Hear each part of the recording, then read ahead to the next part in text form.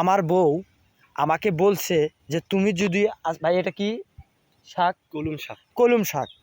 এই শাকটা অনেক বিলেতে পাওয়া যায়, আবার অনেকেই জমিতে কিন্তু তারা করে আবাদপাতি করে। যে দেখেন আমার বউ আজকে খুশি হয়ে যাবে যদি আমি এই শাকগুলো নিয়ে যাই। আর ও পাশে দেখেন পুরোটা কিন্তু পালং শাক, ও পাশে কিন্তু হচ্ছে যে কলম শাক। এটা পুঁই শাক। হ্যাঁ এইটা এটা পুঁই শাক, এটা পুঁই শাক। আর এই পাশে হচ্ছে যে এইটা হচ্ছে যে কলম শাক।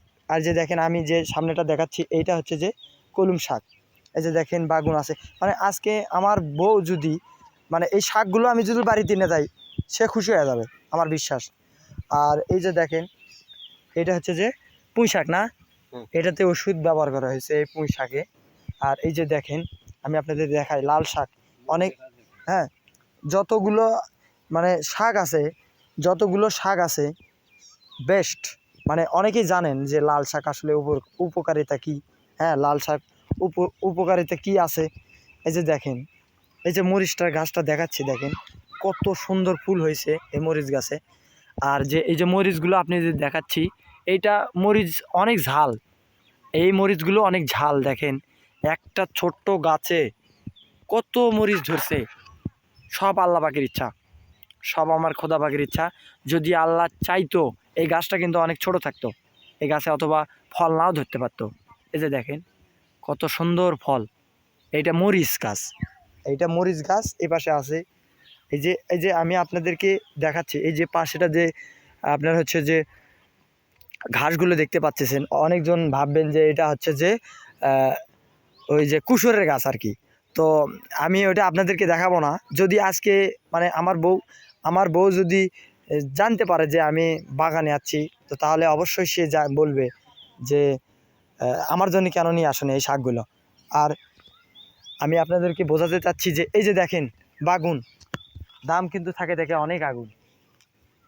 হ্যাঁ, বাগুন কিন্তু অনেক আগুন। এই যে দেখেন এই বাগুনের গাছ, এইমাত্র বাগুনটা অনেক ছোট। আর যাদের চুলকনি আছে তারা এই বাগুনগুলো থেকে বিরত থাকবে না। যে দেখেন বাগুনে কি পোকা দেখছেন।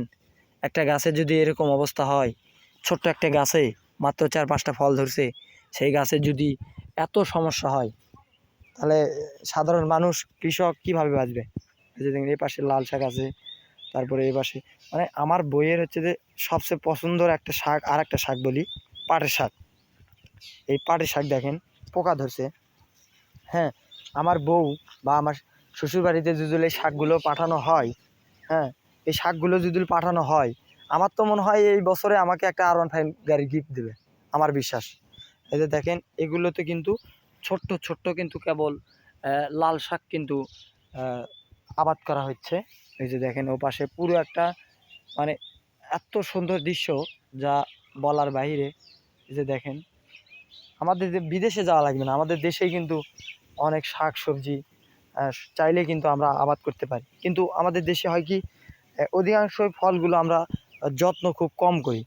হ্যাঁ, অনেক যত্ন খুব কম করি, যার কারণে এই ফলগুলোতে মানুষ কৃষক সবাই লস খায় বেশি। তো ভিডিওটা যদি ভালো লাগে অবশ্যই আমার চ্যানেলটি সাবস্ক্রাইব করবেন। আর আমি আপনাদের সেই বগুড়ার ছেলে। তো সবাই ভালো থাকবেন, সুস্থ থাকবেন। এই নিয়ে আজকে এই ভিডিওটা এ পর্যন্ত। পরবর্তী ভিডিওটার জন্য অপেক্ষা করুন।